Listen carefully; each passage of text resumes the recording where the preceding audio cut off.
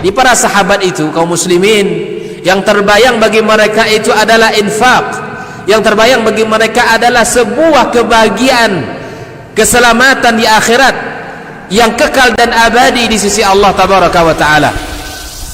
Semua kita boleh klaim sekarang, kamu cinta Nabi, cinta Ustaz. Cinta Nabi, cinta Ustaz. Termasuk saya, cinta Nabi, cinta. Dapat tahunya besok di akhirat. Maka apa kata Nabi sallallahu alaihi wasallam? Amalur rajuli biyadihi. Penghasilan yang terbaik adalah pekerjaan yang dilakukan oleh seseorang dengan tangannya sendiri. Wa kullu bai'in mabrur, dan setiap jual beli yang mabrur. Ini aktivitas ini membantu saya di akhirat atau akan menyulitkan saya di akhirat?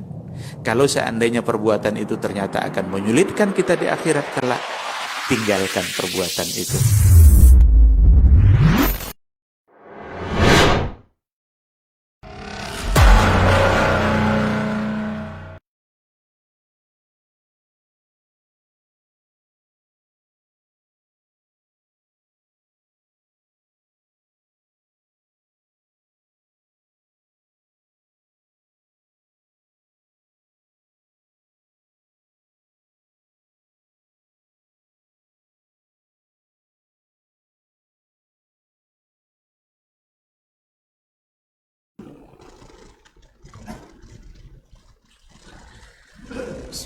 Assalamualaikum warahmatullahi wabarakatuh.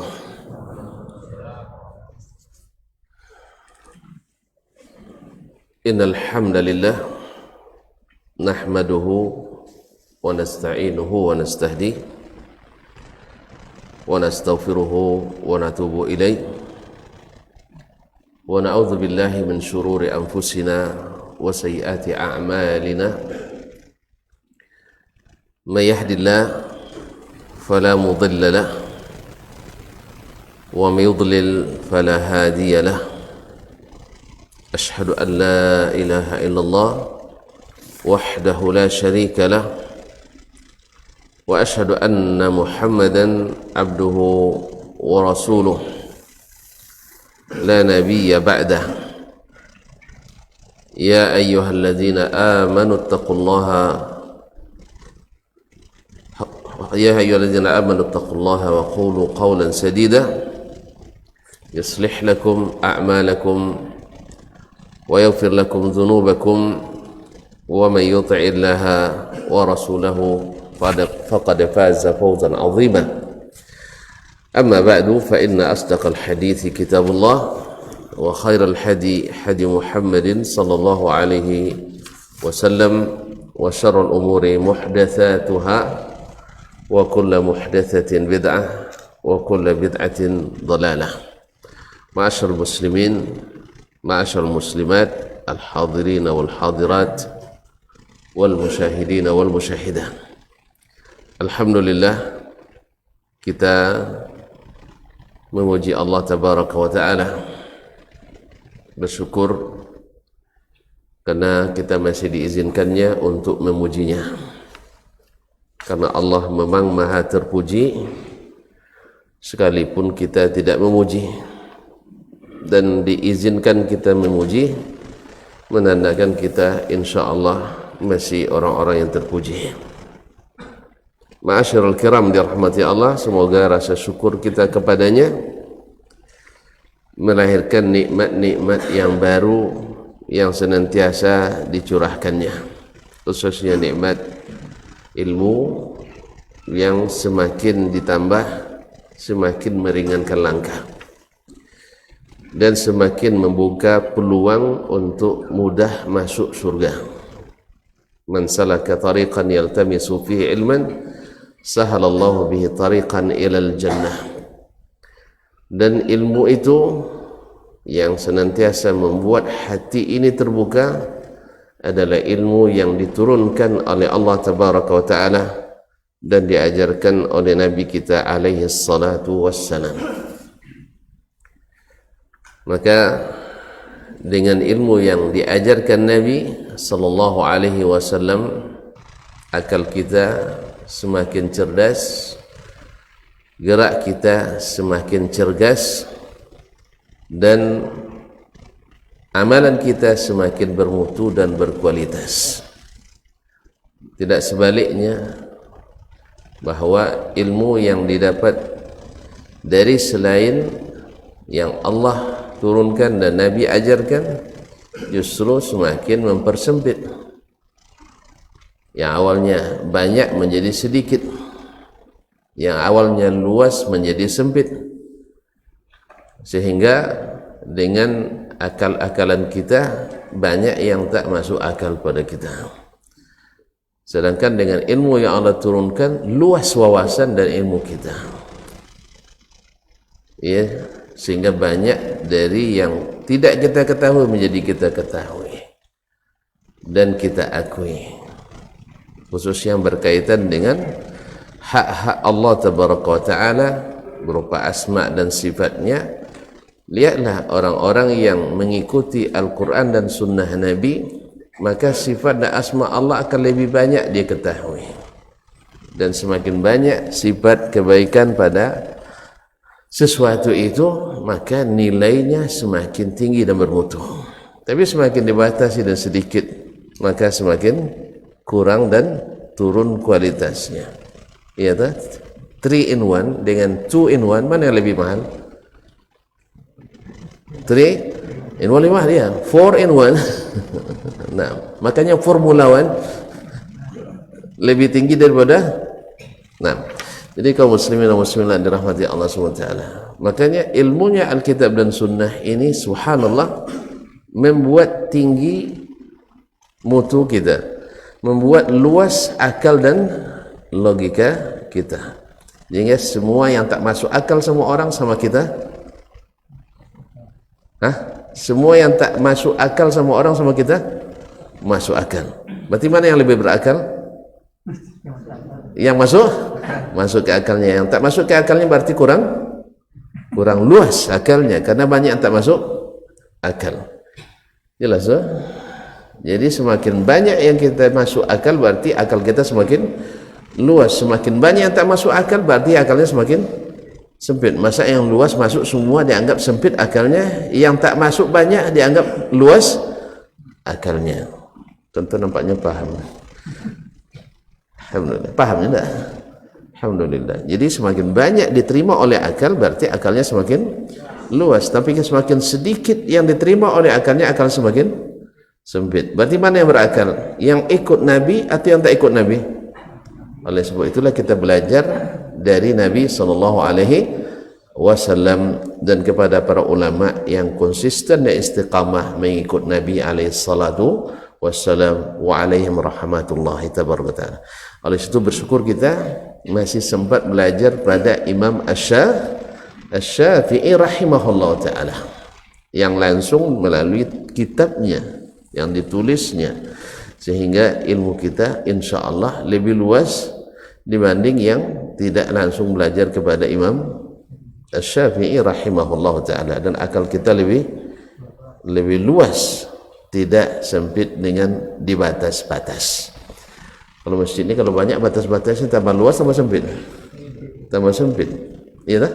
Apalagi kalau dihilangkan sekat itu tambah luas, cuma sakut tonton nengok ke belakang, tidak nengok ke depan.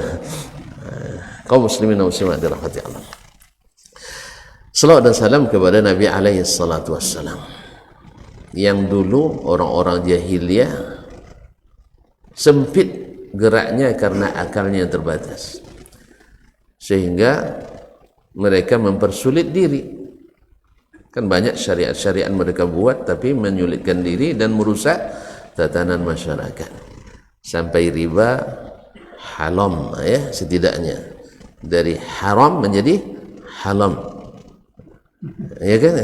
Nah, judi dari awalnya tak bagus, justru disubsidi. Demikian juga dengan zina, na'udzubillah, juga legal formal. Ma'asyarul kiram. Tapi lalu datang Nabi SAW membuat yang sempit-sempit itu menjadi lapang, membuat yang rusak-rusak itu menjadi baik. Dengan apa? Dengan akal saja? Tidak. dengan Al-Quran dan Sunnah, yang semua ayat dan hadis Nabi itu insya Allah sesuai dengan logika yang sehat. Kalau ada masuk akal berarti ada masalah dengan akal kita itu nanti itu. Pasti ada masalah dengan akal kita. Sebab orang-orang secerdas Nabi masuk ke akalnya. Orang-orang secerdas Abu Bakar masuk ke akalnya. Orang secerdas Umar bin Khattab masuk ke akalnya. Itu secerdas Abdurrahman bin Auf masuk ke akalnya. Masa ke akal kita nak masuk, berarti akal mereka masalah atau akal kita? Akal kita. Makanya akal Abu Jahal tak masuk, pasalnya akalnya bermasalah. Akal Abu Lahab masuk? Tidak, akalnya bermasalah. Oleh itu kaum muslimin dan muslimat dirahmati Allah, semoga Allah jadikan kita pengikut Nabi yang senantiasa setia. Ma'asyiral kiram dirahmati Allah. Sebab setia itu susah. Ya sulit, seperti kata Imam Sahal bin Abdullah At-Tustari, beliau mengatakan alaikum bis sunnati wal athar. Hendaklah kalian pegang teguh sunnah dan athar. Sunnah itu tentu sunnah Nabi, bukan sunnah yang sudah disunat oleh orang. Sunnah Nabi yang seperti yang diajarkannya, yang dipahamkannya kepada para sahabat. Alaikum bis sunnati wal athar. Tetaplah berpegang teguh dengan sunnah dan athar. Li'annahu qaribun ya'ti zaman, karena dekat lagi datang waktu. Idza dzakara ahadukum Rasulullah sallallahu alaihi wasallam sakhiru minhu. Akan datang suatu zaman bila seseorang kalian menyebut Rasulullah SAW, orang akan mengolok-olokkannya. Wa adhalluhu, dan mereka akan lecehkannya. Wa wahanuhu, dan menghinanya. Kira-kira zaman itu sudah ada ya? Kalau kita sebut Rasulullah SAW, ikut Rasulullah SAW, sunnah Nabi SAW, pasti akan dianggap ini orang tidak menggunakan akal. Dianggap tidak menggunakan akal. Karena apa? Disuruh oleh Nabi misalnya meyakini akidah, kita ikuti. Oh, orang ini seperti kerbau yang kalau bahasa kami diotu hidungnya. Ini apa bahasa Indonesia yang diotu? Tolong terjemahkan Ustaz, saya tidak paham, saya orang kampung. Yang ditusuk, tentu tusuk banyak itu, yang bahasa khusus lah. Dicocok ya, dicocok. Ditindik, ditindik, masya Allah, ditindik hidungnya. Kemana dibawa? Mau saja. Kalau kita tidak, orangnya cerdas, berakal, sehingga tidak semua yang dari Nabi itu langsung dilaksanakan. Harus dicerna dulu, dibahas dulu, didalami dulu. Kalau kalian itu ada orang-orang kaum Puritan. Tahu Puritan? Tidak tahu juga. Betul. Jadi banyak kita tidak tahu rupanya. Betul. Memang jadi orang taat itu tak mesti pintar. Tak mesti pintar. Orang taat itu justru kadang-kadang kelihatan tidak pintar. Coba lihat profesor-profesor yang taat-taat seperti tidak pintar di depan pemerintah ya. Disuruh mau kan?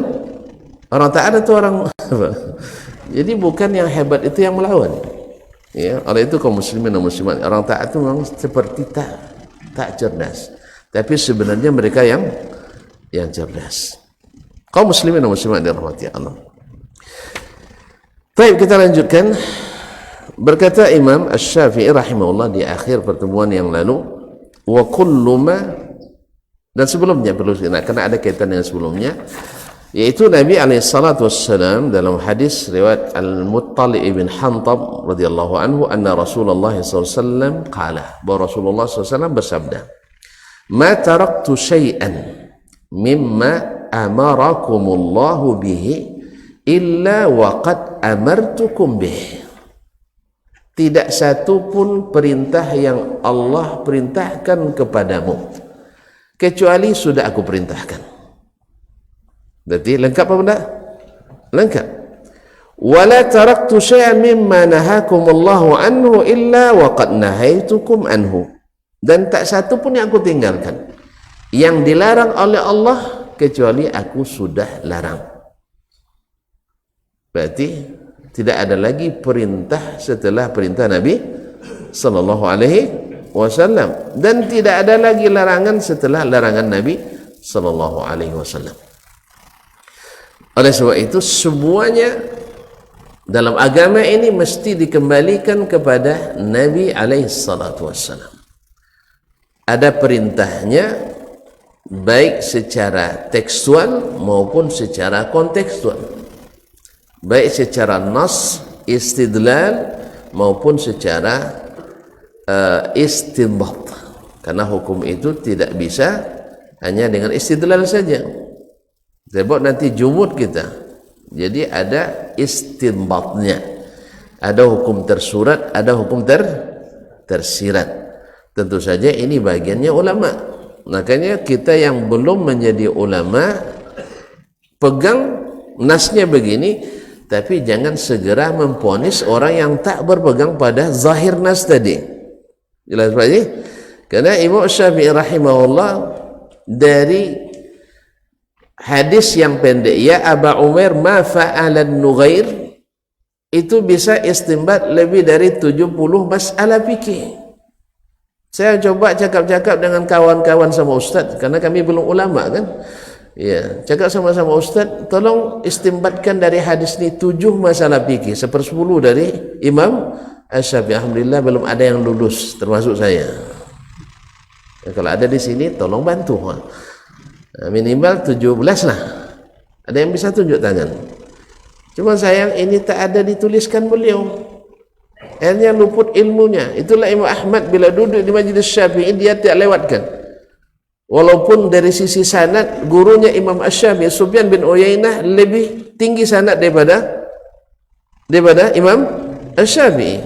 Karena Imam Syafi'i wafat 204, Uyainah 198. Dan Imam Ahmad berguru pada keduanya. Tapi kalau ada di situ Sufyan bin Uyainah di Masjid Al-Haram, di situ ada Asy-Syafi'i, dia pilih mana? Asy-Syafi'i. Ada Imam Asy-Syafi'i rahimahullah. Bukan seperti ini, tidak tidak menyamakan maksudnya.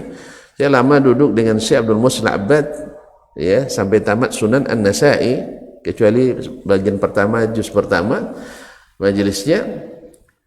Di situ ada majelis yang lain yang fikih.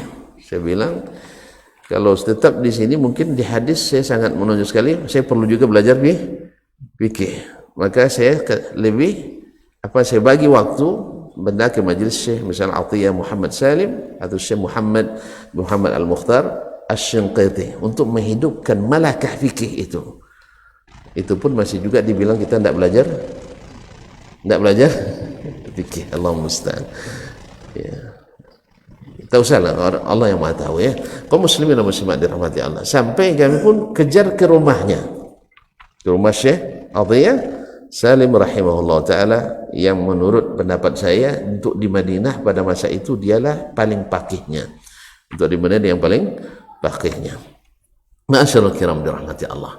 Jadi Imam Asy-Syafi'i rahimahullah di masa itu bila ada majlis Ibnu Uyainah dan ada majlis Asy-Syafi'i, dia pilih majlis Imam Asy-Syafi'i rahimahullah ta'ala. Sebab alasan beliau, kalau hadis tak dapat dengan sanad yang lebih tinggi, bisa diambil sanad yang rendah.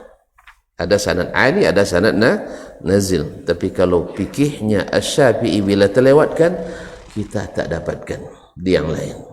Makanya 70 masalah fikih tadi tidak kita dapatkan karena tak kita dengarkan atau tak dituliskan atau diriwayatkan dari Imam Asy-Syafi'i rahimahullah. Tapi dia mengatakan astanbitu min hadzal hadits 70 mas'alah fiqhiyah.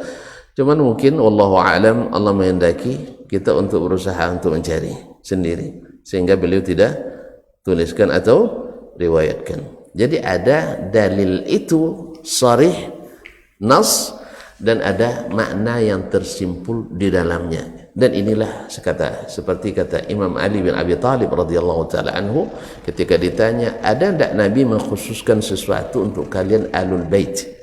Kata beliau, tidak ada. kecuali pemahaman yang Allah berikan kepada siapa yang dia kehendaki. Maka tidak jarang Ali bin Abi Thalib radhiyallahu taala anhu diberikan fikih, kadang-kadang mengalahkan fikihnya Umar bin Khattab atau sekelasnya, ya, dalam beberapa masalah, sampai Umar katakan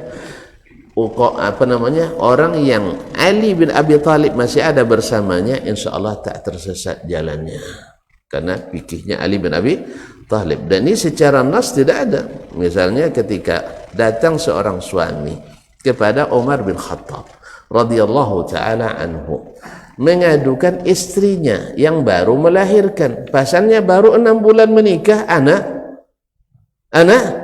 lahir, curiga tak tuan-tuan? Itu masuk juga tak ikut curiga ya.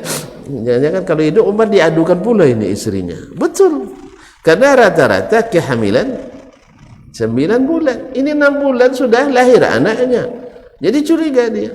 Umar pun termasuk yang ya berdasarkan kebiasaan, berdasarkan hukum adatnya, bahwa wanita itu hamilnya 9 bulan. Lalu datang Ali bin Abi Thalib radhiyallahu, diberikan pemahaman yang mendalam, bahwasanya kata Ali bin Abi Thalib, dia istimbat dari ayat-ayat, digabungkan ayat-ayat, wal walidatu yurdi'na auladahunna haulaini kamilaini liman arada ayyutimma ar-radha'ah. Para ibu itu menyusui anak-anaknya 2 tahun. 2 tahun? Nyusu berapa? 2 tahun apa? 2 tahun saja. Kadang tak sampai. Bagi yang ingin sempurna, susuannya 2 haulaini kamilain, 2 tahun sempurna. Baik. 2 tahun berapa bulan? Hah? Apa lupa ya? Subhanallah. Tak berubah-ubah, Pak. Inna iddatas syuhuri indallahi 12 syahran fi kitabillah yawma khalaqas samawati wal arda. Bilangan bulan sejak diciptakan langit dan bumi dalam kitab Allah 12 bulan. Tak berubah kan? 12 kali 2. Masih bagus hafalannya. 12 kali 2 24. Baik. Dalam ayat lain, wa hamluhu wa fisaluhu 30 syahra. Allah menggabungkan masa menyusui dengan masa mengandung sebanyak 30 bulan. Gabungan. Ya, masa menyusui dan masa hamil Allah gabungkan berapa? 30 bulan. 30 kali 24 kurang maksudnya, bukan kali ya, kurang 6 bulan. Berarti sah hendak hamil 6 bulan? Saya ulang lagi, sah hendak hamil 6 bulan? Sah. Syar'i? Syar'i. Siapa yang katakan? Allah tabaraka wa ta'ala. Tapi Allah tidak sebutkan alhamlu sittatu ashhur, tidak ada. Paham tak? Tekstualnya bahwa kehamilan 6 bulan tidak ada dalam Al-Quran, tidak ada juga dalam hadis. Tapi Ali bin Abi Thalib radhiyallahu ta'ala istimbat dari beberapa ayat, gabungan hamil dengan menyusui. Menyusui berapa tahun tadi? 20 tahun. 2 tahun. 2 tahun berapa bulan? 24. Nah, Allah mensahkan, Allah melegalkan bahwa hamil dan menyusui selama 30 bulan. Kalau nyusui 2 tahun, hamil boleh 6 bulan. Hilang curiga? Hilang curiga? Alhamdulillah. Walaupun asa juga ada rasa lagi nanti ya. Makanya pilih istri yang tak banyak berhias keluar rumah supaya hilang curiga. Iya tak? Dan tuan-tuan jangan terlalu sering di luar rumah. Ini kan walaupun di rumah tapi tidak jarang di rumah, bahaya juga. Lalu Ustaz gimana Ustaz katanya? Saya insya Allah lambat pulang tapi tetap pulang. Dan pintu dikunci. Kunci ditinggal dan dibawa. Ditinggal dan dibawa. Dia itu salah paham pula, nanti dikuncinya pintu tidak boleh istri kalau bukan. Kunci di luar dan tinggal di dalam. Kalau nak keluar, telepon minta izin. Insya Allah ada izin Pak, mudah ngurus izinnya. Tinggal kasih tahu aja kok. Saya naik ke rumah adik ke situ, silakan. Dengan siapa? Tentu dengan anak kan selesai masalah. Pak ya? Enggak. Jadi kaum muslimin dan muslimat, Ali diberikan pemahaman. Apakah Ali lebih afdal dari Umar? Enggak. Tidak. Karena dulu Nabi Sulaiman alaihissalam juga mengalahkan ayahnya dalam istinbat hukum. Apakah Nabi Sulaiman lebih afdal daripada ayahnya? Daud?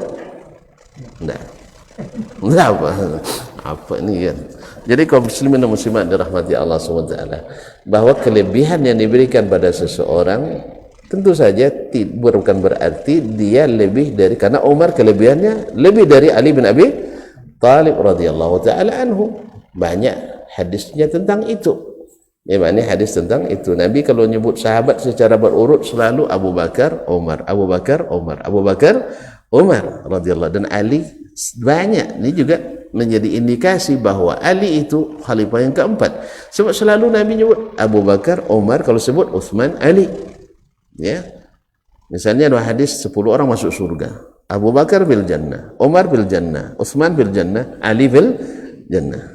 Dan banyak ini. Ini bahasa isyarat dari Nabi SAW bahwa afdalnya umat ini yang keempat adalah Ali bin Abi Thalib. Yang pertama adalah Abu Bakar, yang kedua adalah Umar, yang ketiga adalah Uthman, dan yang keempat adalah Ali bin Abi Thalib. Dan masing-masing punya kelebihan, tetapi tetap afdaliyahnya berdasarkan dari sunnah Nabi SAW, Abu Bakar dan Umar radhiyallahu taala anhum ajma'in.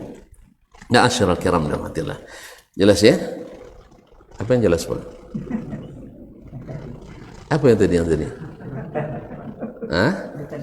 Urutan yang empat, bahwa Nabi SAW telah menyempurnakan agama ini, baik secara tekstual maupun secara kontekstual. Istidlal dengan nas atau istimbat dari dalam nas itu sendiri, dengan syarat dilakukan oleh para ulama yang ahli, bukan kita yang bukan ahli. Kalau kita ini kan cenderung an-nasu adu majahilu, manusia itu cenderung memusuhi sesuatu yang dia tidak tahu, ya kan?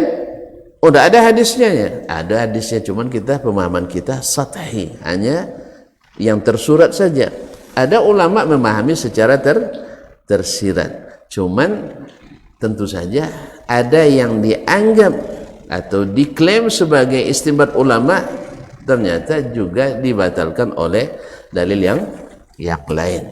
Nah, disitulah pentingnya para ulama yang mengingatkan kita. Oleh sebab itu, maka berkata Imam Syafi'i pada 3 alinea setelahnya, wa kullu ma sanna, maka semua yang disunnahkan Nabi SAW. Makna sunnah di sini bukan sunnah berahli fikih, tidak, tapi sunnah yang disyariatkannya, jalan yang telah dibentangkannya. Faqad alzamanallahu tiba'ah, Allah sudah lazimkan kita, sudah wajibkan kita mengikutinya. Cuman kewajiban di sini bukan pula wajib menurut hukum fikih.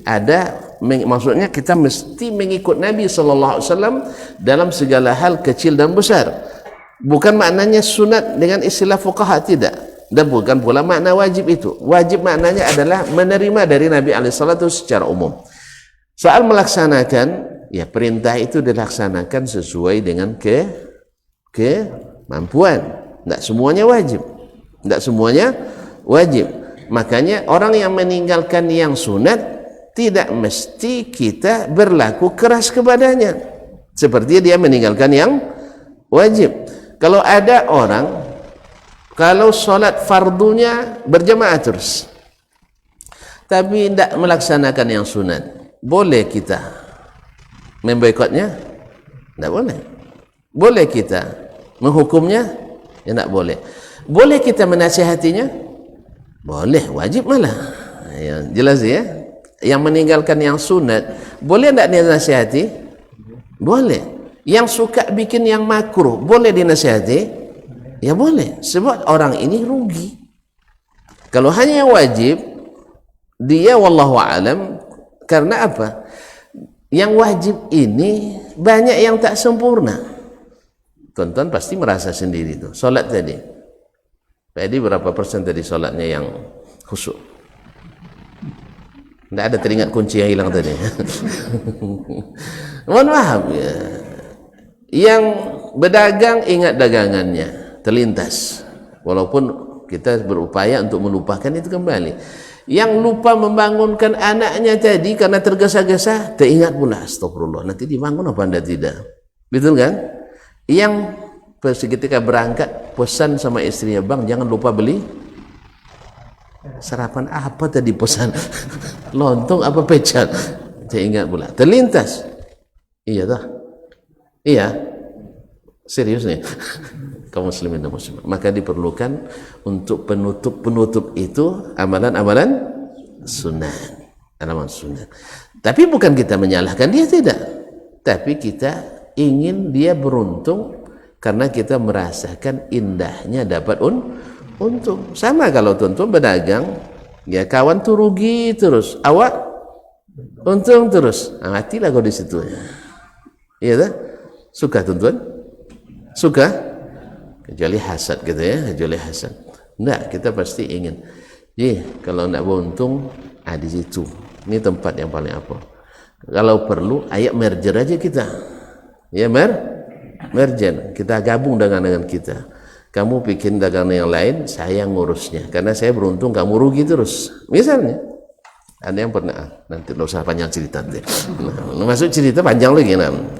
Ada orang dulu, itu cerita juga jadi. Akhirnya terceritakan juga. Sekarang nih, setelah LC ini pulang, payah saya berdakwah, Ustaz katanya. Dia tidak tahu awal LC juga. Begini Ustaz, sebenarnya dakwah itu kan kewajiban bersama, peluang bersama. Siapa yang punya ilmu sedikit saja boleh jadi dai. Beda ulama dengan dai kan beda. Dakwah itu asal dikit punya ilmu boleh jadi dai, bahkan mesti. Nah, coba kalau jadi ulama jangan buat tua dulu. Nah, kalau memang yang LC lebih laku, usahakan Ustaz juga dapat LC. Walaupun maknanya lucu. Kaum muslimin dan muslimat, kerjasama dengan mereka. Nanti insya Allah yang LC itu paling senang memberikan resep. Tidak seperti orang buat jual fried chicken, misalnya Al-Bake fried chicken, payah dapat resepnya kan. Kentucky fried chicken payah dapat resepnya. Bahkan sate kuok pun payah minta resepnya. Iya. Ada orang, salah seorang pemilik rumah makan kopi yang tidak buat tulang ngomong sama kita bahwa tidak mau dia orang lain dapat resep. Kalau bilang kasih aja, kan rezeki itu masing-masing. Jangan-jangan dari orang lain temukan lebih hebat dari kita nanti. Tapi ternyata sesama penjual jangan saling mendahului. Jadi kaum muslimin dan muslimat, saya katakan merger aja. Andainya pun Bapak Ustaz tak bisa, berarti mungkin gugur kewajiban kita.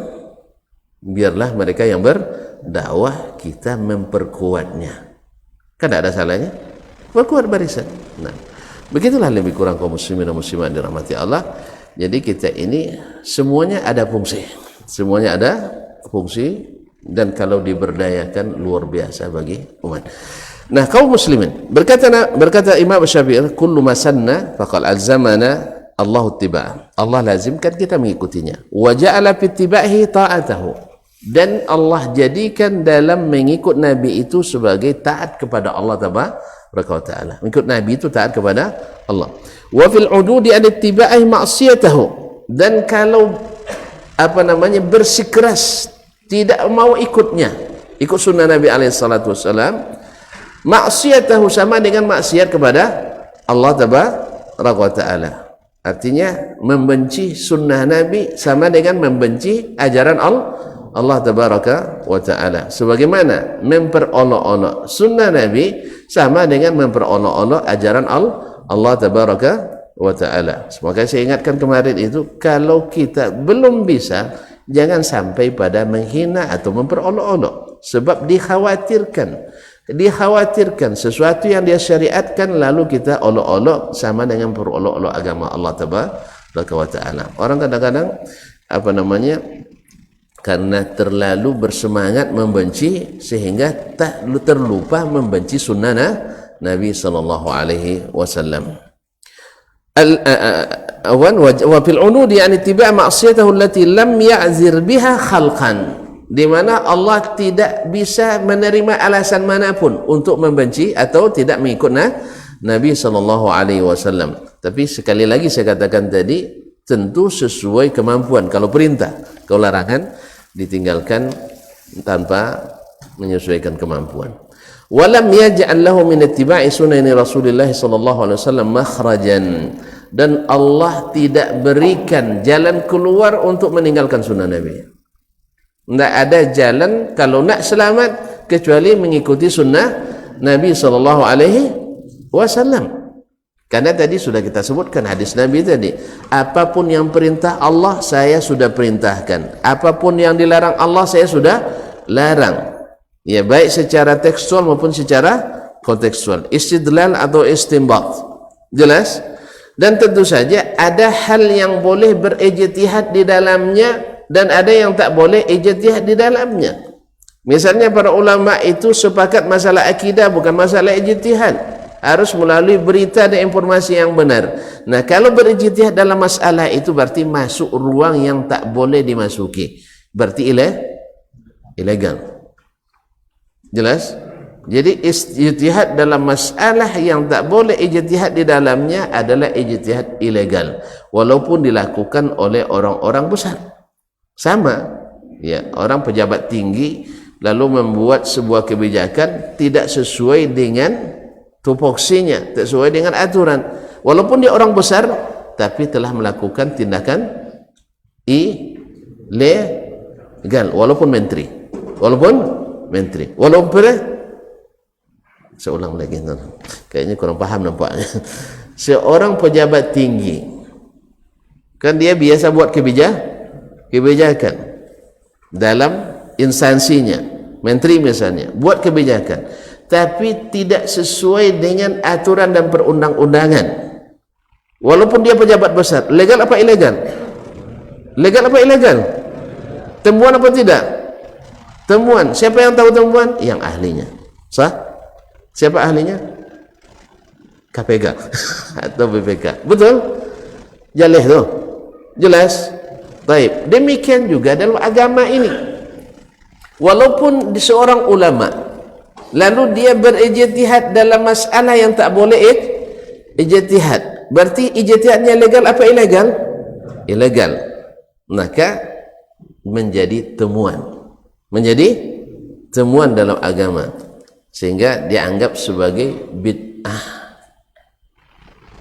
Tapi bid'ah hasanah, kaum muslimin dan muslimat, bid'ah wa kullu bid'atin dhalalah.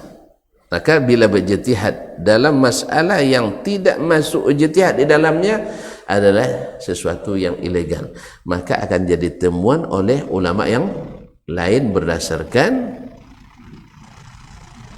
peraturan dan perundang-undangan. Biar paham tuan-tuan, peraturan perundang-undangan yang Allah turunkan dalam Al-Quran dan Sunnah Nabi SAW, seperti masalah akidah, lalu berijtihad di dalamnya, tidak mengikuti nasnya, tidak mengikuti makna aslinya, berarti ijtihad yang ilegal. Ya, Allah katakan begini, lalu dia berijtihad menentang yang Allah katakan itu, walaupun bahasanya tidak menentang, tapi saya tak malas tadi yang mengambil kebijakan ini, kalau tidak dilakukan ini tidak jalan pekerjaan, walaupun bertentangan dengan undang-undang, dianggap tak logis dan tak masuk akal. Padahal menurut yang hebat-hebat logis dan masuk akal. Ya, buktinya menteri sebelumnya bisa jalan pekerjaannya tanpa membuat kebijakan yang menentang undang-undang. Justrunya ulama sebelumnya bisa menerima secara logis. Berarti yang masalah kita yang kurang bijak, maka masuk ijtihad dalam masalah yang tak boleh ijtihad ilegal. Maka Allah tidak jadikan alasan untuk keluar dari sunnah Nabi sallallahu alaihi wasallam.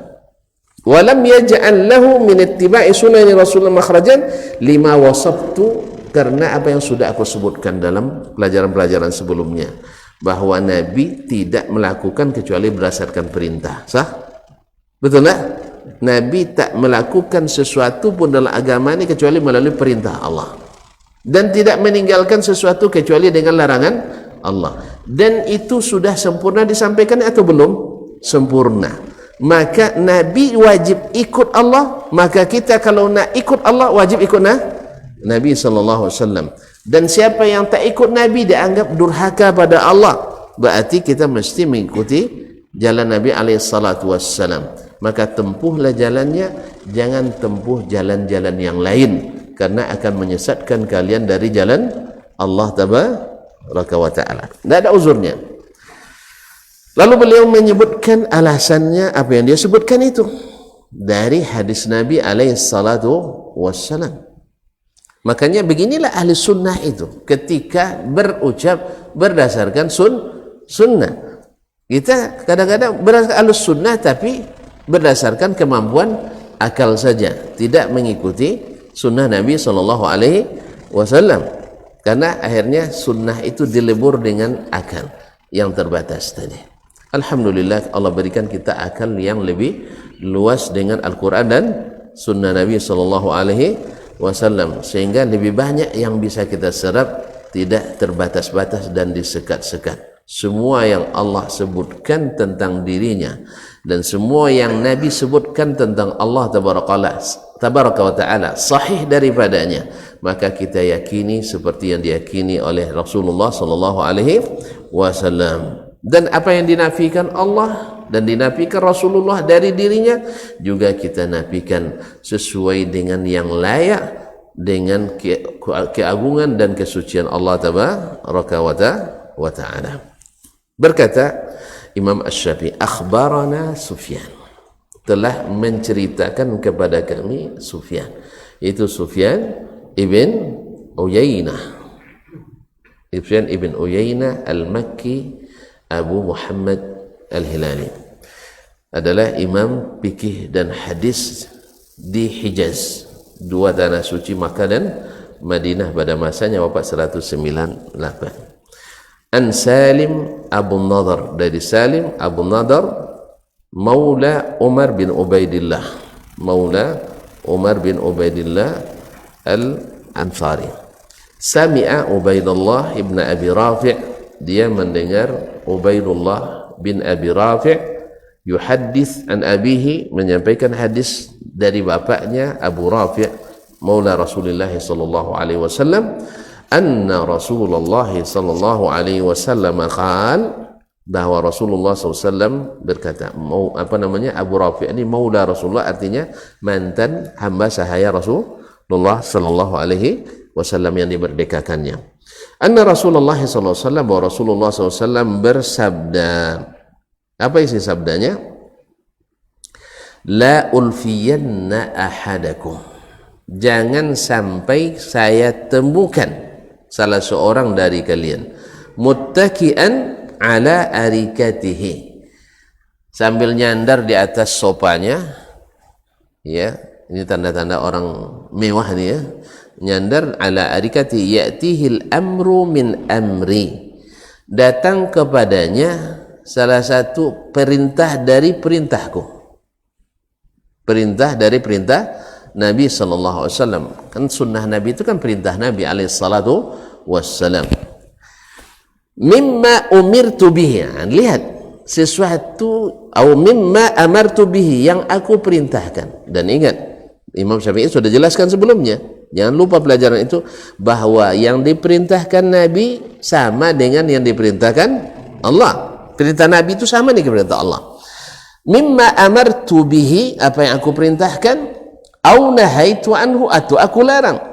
Fayaqul, lalu orang ini sambil nyandar santai dia bilang, la adri, ini saya tidak tahu, ini tidak mau tahu, dia tidak mau tahu. Ma wajadna fi kitabillahi taba'na, yang penting yang ada dalam kitab Allah itu yang kita ikuti. Ini qaulul haqqi yuraduhu al batin, ya, karena alasannya Al-Quran kan sudah sempurna, sah, dan hadisnya mutawatir sampai kepada kita.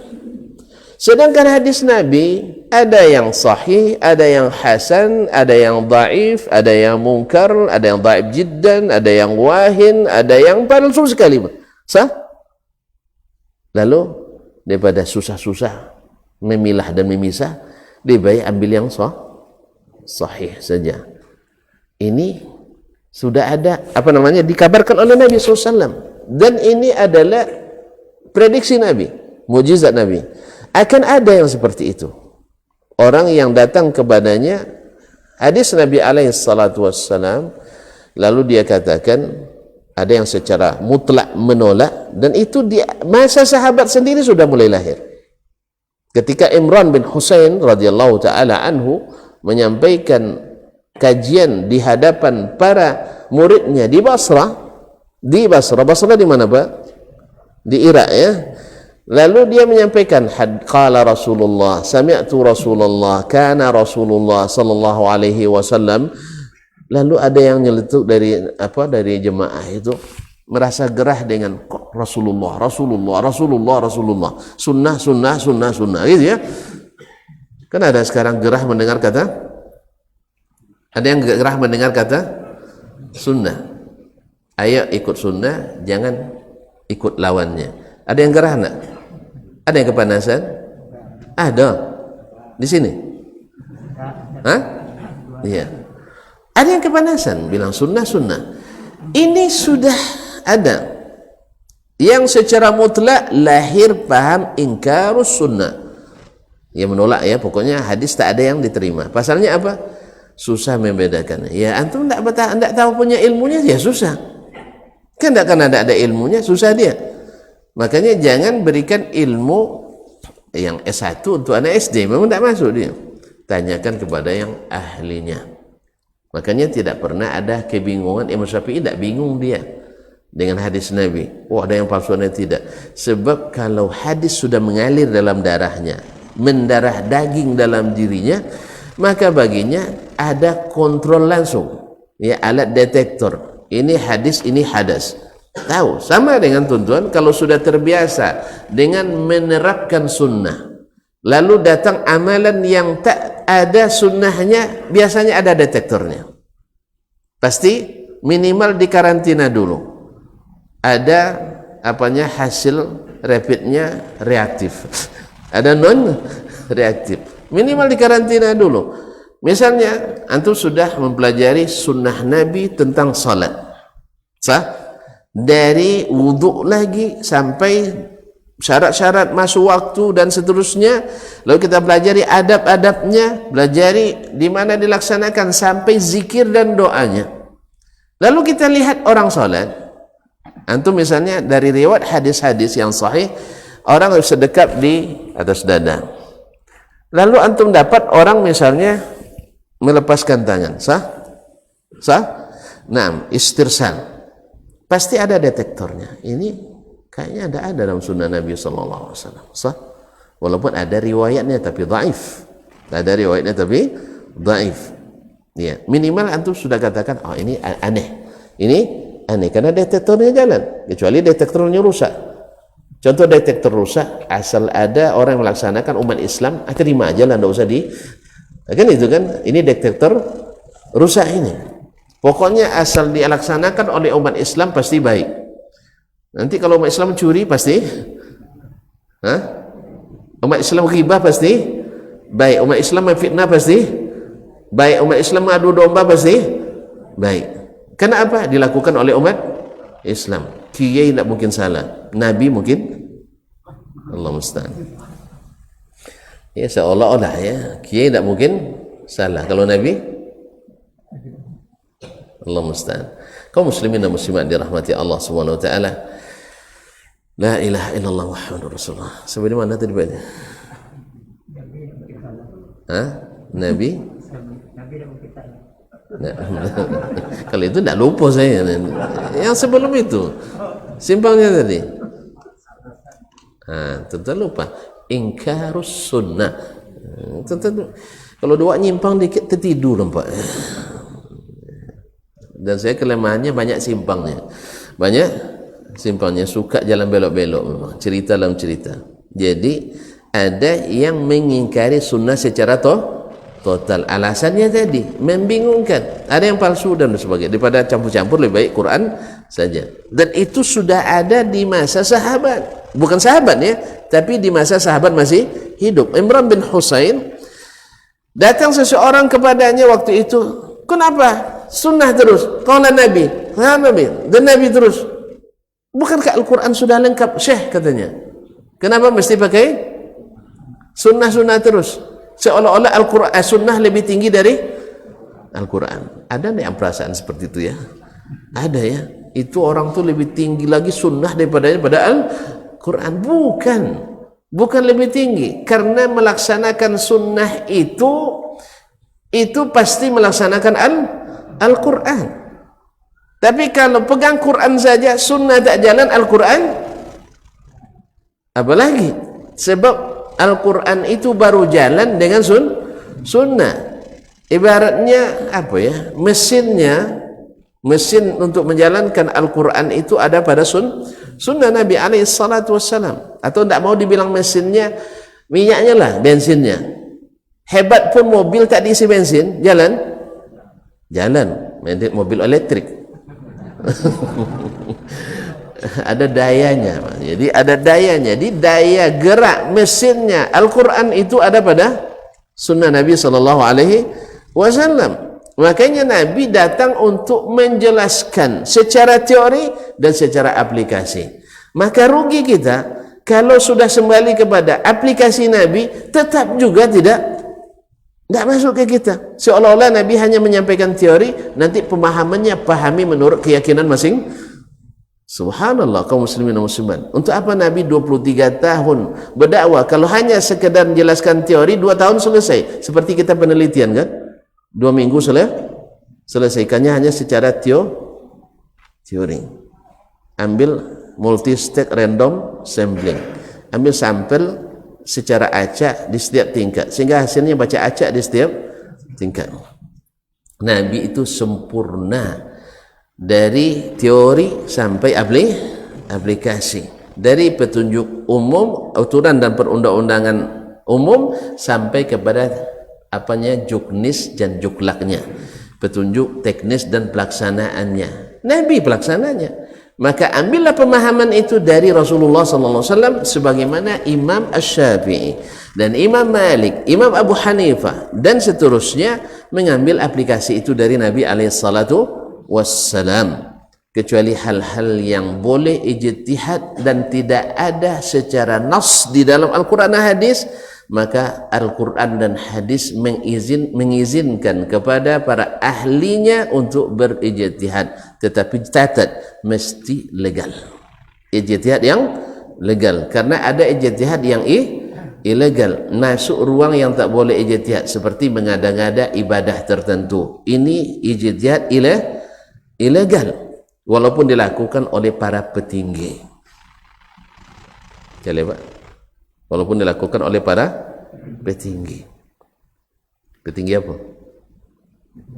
Petinggi agama, bukan negara, agama. Nah, jadi sebagian orang-orang yang menjadi ulama ya berijtihad dalam masalah yang tak boleh berijtihad di dalamnya.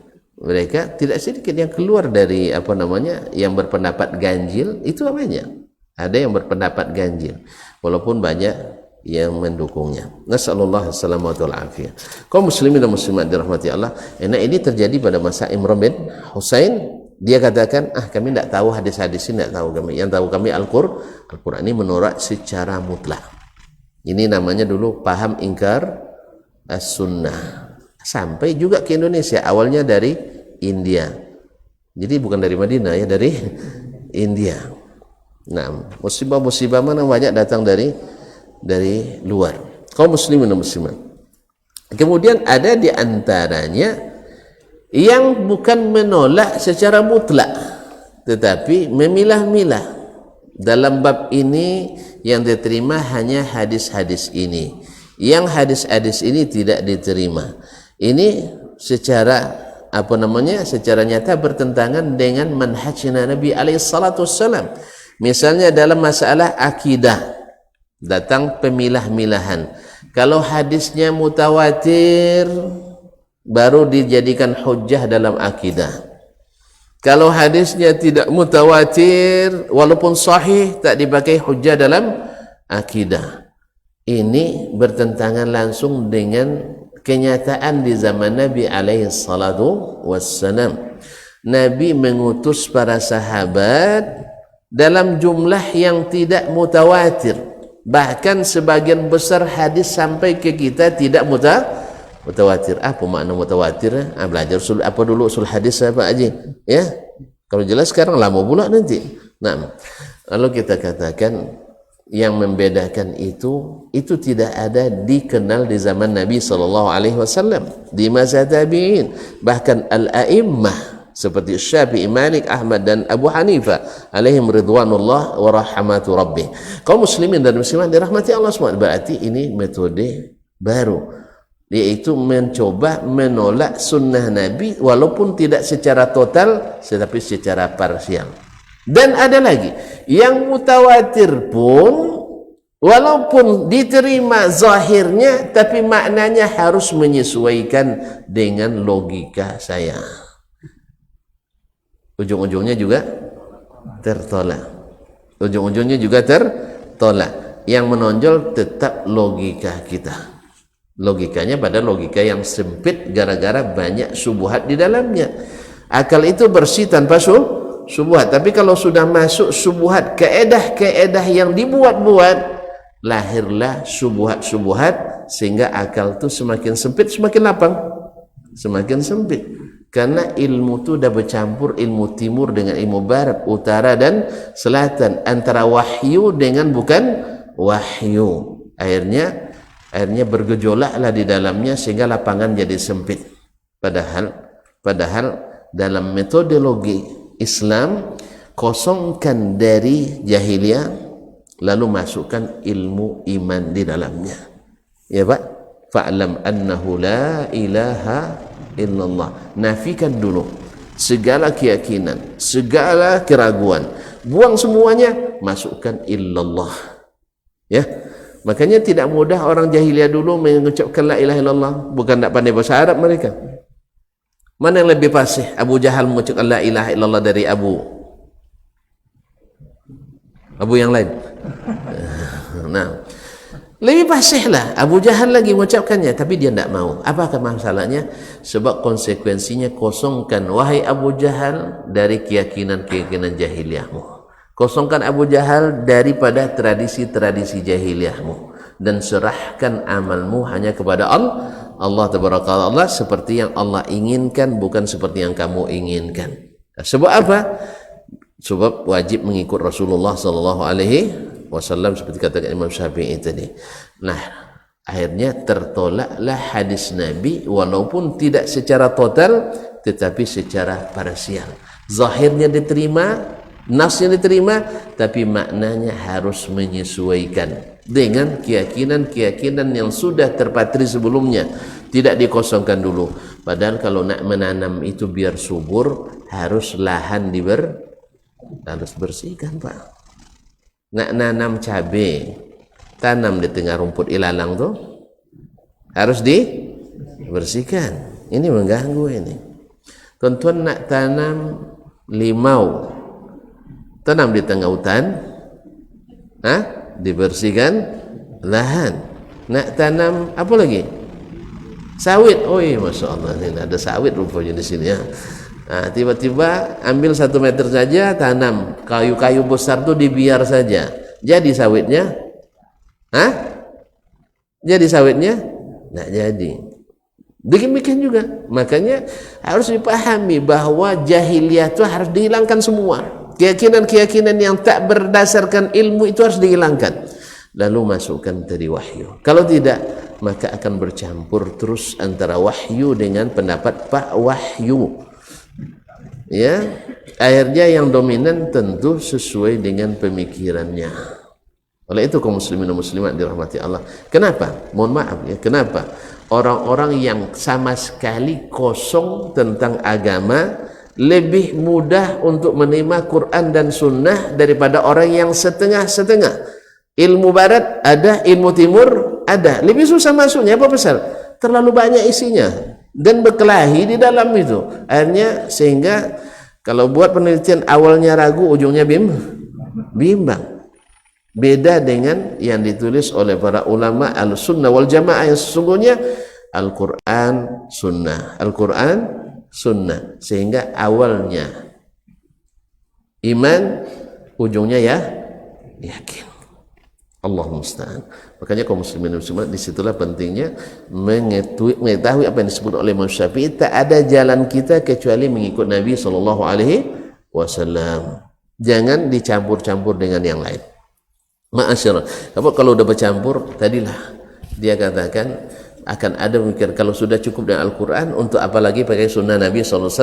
Maka Imran bin Husain waktu itu menjawab, ya hadha ara'aita law zahabta anta wa ashabuka ila qawli ta'ala wa aqimus salah. Dirikanlah, wahai kamu yang bertanya atau mengingkari, andainya kamu dan orang-orang yang sepaham denganmu datang kepada firman Allah, wa aqimus salah, dirikanlah salat. Aina tajidu salat adh-dhuhri arba'an, di mana kau dapatkan salat zuhur itu 4 rakaat. Wa salat al-asri arba'an, salat asar 4 rakaat. Wa salat al-maghribi 3, salat maghrib 3 rakaat. Wa salat al-isya'i arba'an, salat isya' 4 rakaat. Wa salat as-subhi rak'ataini 2 rakaat. Di mana kamu dapat? Kalau hanya Al-Quran saja, ujung-ujungnya nanti kita salat menurut keyakinan masing-masing. Menurut keyakinan masing-masing. Akhirnya apa yang terjadi? Ya seolah-olah kita tidak seagama, walaupun bernama Islam. Itulah akibatnya ketika kita harus saling memahami, membiarkan penyimpangan, penyelewengan dengan alasan ini pemahaman dan pendapat, akhirnya beribadahlah menurut keyakinan masing-masing, sehingga sesama umat Islam sendiri saling memusuhi, bahkan mungkin sampai pada saling mengafirkan, saling membid'ahkan, saling memfasikkan. Apa sebab? Karena biasa dengan jalanlah menurut keyakinan masing-masing. Imam Syafi'i ingin ingatkan kita, jangan jalan masing-masing, tapi ikutlah Rasulullah SAW. Karena kata Nabi tadi, apapun yang Allah perintahkan, aku sudah perintahkan. Apa yang Allah larang, aku sudah larang. Masuk antum ke bab salat, seluruh perintah yang Allah perintahkan tentang salat ada di hadis Nabi, laksanakan. Dan semua yang tidak dilakukan Nabi SAW dan tidak ada dilarang dan perintahkannya, maka tinggalkan. Karena apapun yang diinginkan Allah dari salat kita sudah ada pada salat Nabi SAW. Kalau mau seperti ini, seperti kata Imam Syafi'i, insya Allah kita tidak akan beribadah menurut keyakinan masing-masing, tetapi sesuai yang diajarkan Nabi SAW. Dan saat itu hati kita bertemu di cinta kepada sunnah Nabi SAW, dan cinta pada zatnya Nabi SAW, dan cinta pada orang-orang yang setia mengikuti sunnah Nabi SAW, dan khususnya alul baiti Rasulullah, alul baitnya Rasulullah SAW. Kita kadang-kadang dipitnah pula, tidak suka pada Habib, katanya, tidak suka pada orang yang keluarga Nabi SAW. Ini dusta luar biasa nih kaum muslimin dan muslimat dirahmati Allah. Banyak Habib yang tak mau digelar Habib. Ada guru-guru kami, ada Habib yang tak mau digelar Habib. Wallahi kami mencintainya 2 kali lipat daripada mencintai yang lain. Dekan kami Habib, tapi tak pernah menggelar dirinya Habib. Kami cintai karena dari keturunan Nabi SAW. Karena pertama karena dia dosen kita, yang kedua karena keturunan Nabi SAW.